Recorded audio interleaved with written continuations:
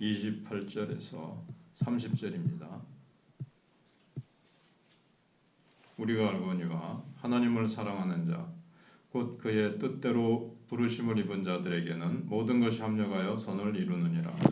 하나님이 미리 아신 자들을 또한 그 아들의 형상을 본받게 하기 위하여 미리 정하셨으니 이는 그로 많은 형제 중에서 맏아들이 되게 하려 하심이니라. 또 미리 정하신 그들을 또한 부르시고 부르신 그들을 또한 의롭다 하시고 의롭다 하신 그들을 또한 영화롭게 하셨느니라.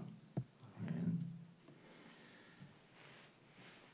하나님이 정말 부르신 자인가, 이것을 이제 알려면 정말 그 사람이, 부르심을 받은 사람은 마음과 성품과 뜻, 온 힘 다해 하나님을 사랑하게 됩니다. 그래서 사랑하는 것을 보면 이제 부름 받았는지 알 수 있습니다. 여기 하나님을 사랑하는 자, 곧 그의 뜻대로 부르심을 입은 자들에게는, 하나님을 사랑하는 자, 하나님을 사랑하는 자하고 그의 뜻대로 부르심을 입은 자, 곧 그랬으니까 같다는 거죠. 그런데 이런 하나님의 부르심은 강제로, 그러니까 강권적으로 믿게 하시는 성격이 두드러지기 때문에 많은 사람들은 여기에 대해서 강한 반발을 보이기도 합니다. 내 마음대로 내 뜻대로 살고 싶은데 하나님께서 내 삶에 간섭하시고 방해하신다, 이렇게 생각하고 싫어하는 사람들이 있어요. 이건 이상한 일은 아닙니다. 왜냐하면 로마서 1장에서 인간은 원래 하나님을 알면서도 영화롭게 하지 않고 그 마음에 하나님 두기를 싫어하는 존재라는 것을 성경은 말씀하고 있습니다. 우리 모두에게는 하나님 대신에 나를 높이기를 원하는 그런 죄성이 있습니다. 이런 우리들에게 하나님께서 갑자기 끼어들어서 나의 생활을 간섭하신다고 하면 이제 좋아할 사람이 없겠죠. 그러니까 사람들이 하나님을 떠나 멀리 도망가려고 하는 것입니다. 그런데 하나님은 자기가 미리 알고 택하신 자를 절대 포기하지 않으십니다. 아무리 도망가도 하나님은 추적하세요. 무슨 수술을 써서라도 하나님은 돌아오게 하십니다. 반드시 부르십니다. 마음 깊은 곳에서 아직 진짜로 하나님을 만나서 변화되지 못해서 그렇지, 하나님께서는 거듭나지 못한 채로 교회만 왔다 갔다 하는 그런 사람들도 있는데, 하나님께서는 언제까지나, 그러니까 택하신 백성이라면 하나님이 그를 그대로 내버려 두지는 않으세요. 언젠가는 하나님께서 때가 되면 그냥 버려두지 아니하시고 미리 아신 자, 택하신 자라면 하나님께서 반드시 부르십니다. 하나님은 지금도 우리를 위해서 일하고 계십니다. 어떤 사람은 병으로 꺾어놓기도 하시고, 어떤 사람은 실패를 가지고 다루시기도 하시고, 어떤 사람은 인생의 허무함을 가지고 고민하다가 하나님을 내가 믿어볼까? 교회에 뭐가 있지 않을까? 사람들이 예수 믿으라 예수 믿으라 그러는데 거기에 뭐가 있지 않을까? 이러면서 예수를 믿게 된다. 이제 이런 게 모든 것이 합력하여 선을 이루시는 하나님의 일하심입니다. 어떤 사람은 병으로, 실패로, 허무함으로, 좌절로, 온갖 실패로, 또는 어떤 사람은 또 성공으로 부르시기도 하세요. 너무너무 성공하고 잘 되는데 옆에서 그때 마음이 이제 막, 어찌됐든 하나님은 모든 것을 합력하여 선을 이루시는 하나님의 손길을 우리는 이제 체험할 수 있습니다. 근데 또 체험할 수 있는 하나가, 의롭다함을 받은 우리가 영화롭게 되는 날까지 이 세상을 살면서 겪는 여러 가지 인생경을 통해서 또 알게 됩니다.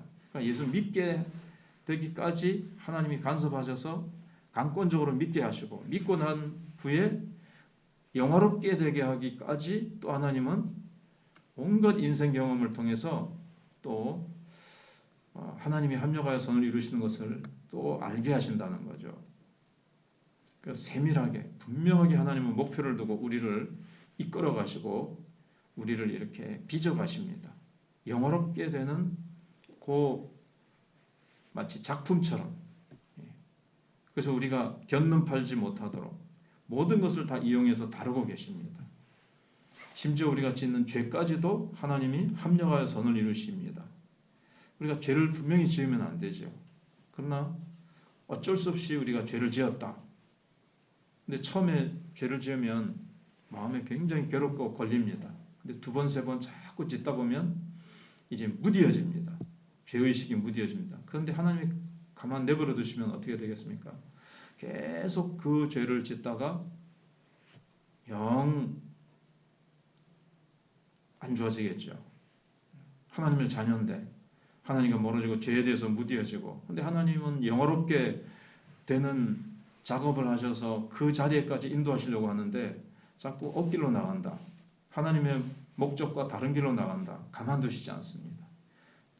징계를 하시고 그 다음에는 또 싸매어 주시면서, 그래서 우리가 범한 그 죄를 돌려서 영화롭게 되는 자리에 이르는데 유익하도록 만드십니다. 죄 지은 것까지도.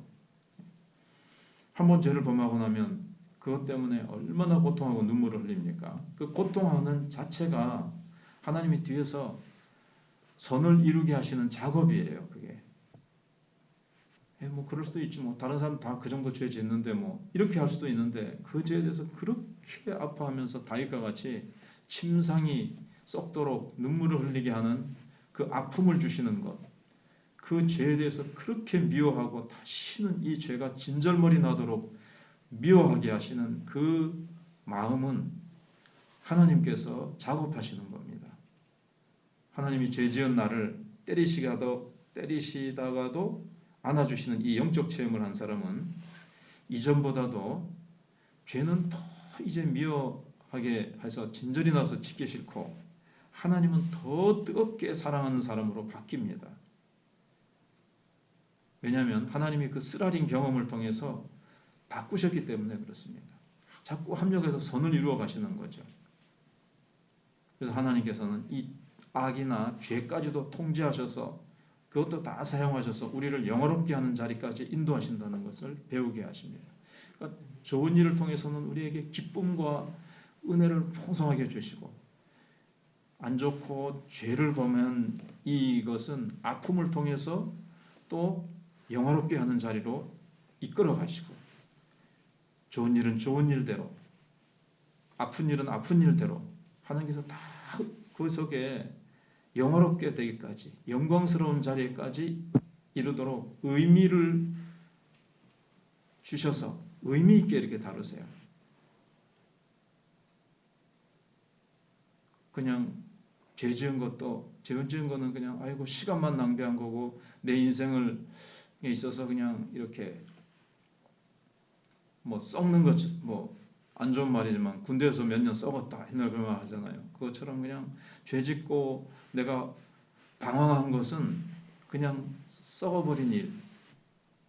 그 시간에 차라리 주님을 잘 섬기고 이랬으면, 물론 주님을 잘 섬기고 그렇게 하면서 영화롭게 되면 좋겠지요. 그런데 죄를 짓고 아파했던 시간도 하나님께서는 그건 못지않게, 참 하나님은 이상하시게도요, 깊이 정말 영적으로 알면 죄를 정말 지어서는 안 되지만 죄 지은 사람은 죄가 많은 곳에 은혜가 더하다고, 일부러 절대로 지을 수 없고 지어서도 안 되지만 우리가 어쩔 수 없이 죄를 지었을 때 그 지은 죄 때문에 주님을 더 사랑하고, 이렇게 지은 죄에 대해서도 하나님이 이렇게 나를 용서하시고 죄를 미워하고 거룩으로 더 깊이 나가는 계기로 하나님이 그렇게 만드세요. 죄 지은 것까지도 하나님이 합력해서 선을 이루시는 놀라운 분이시라는 거죠. 그래서 좋은 일을 통해서는 우리를 기쁘게 하시고 우리의 영혼을 만족케 하시고, 고통스러운 일을 통해서는 우리의 믿음을 연단하시고 하나님이 준비하신 구원만을 소망하게 만드시고, 이 세상의 쾌락은 아무 소용이 없고 정말 하늘과 땅에서 사모하실 분은 주님밖에 없다는 것을 뼈저리게 느끼게 하면서 더욱더 거룩한 사람으로 하나님이 그렇게 만들어 가십니다. 그러므로 하나님을 사랑하는 자, 곧 그 뜻대로 부르심을 입은 자들에게는 어느 것 하나 손해되는 것이 없이 그렇게 만드시는 하나님이십니다.